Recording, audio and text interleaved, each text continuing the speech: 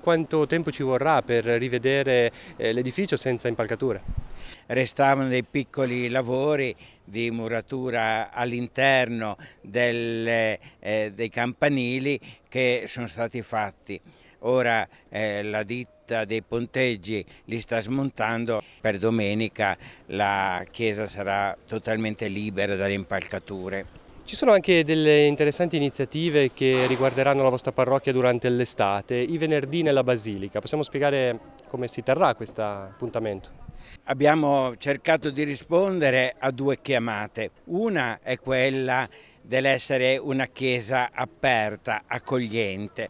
L'orario dell'apertura della chiesa normale non coincideva pienamente con i bisogni della popolazione, perché durante il giorno c'è chi lavora, perché durante il giorno anche i turisti preferiscono utilizzare la spiaggia. E poi anche l'impegno che ci è stato chiamato dal Vescovo di vivere la pastorale turistica. Sembrava strano che la Chiesa non avesse attenzione a questo. Vediamo quando si terranno, in che orari?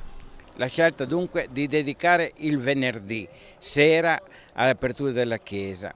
Alcune sere poi ci sono anche degli incontri delle persone che propongono una certa riflessione. Vediamo i più vicini, quelli del mese di giugno. Uno è dedicato al tema della Laudato Si, cioè al tema della custodia del patrimonio, della natura. Una persona che conosce l'attività dei pescatori e un fotografo che fotografa il mare a Portobello, venerdì sera il 22 alle 9 ci parlerà appunto di questo, dell'ambiente del mare di Portobello, di come custodirlo.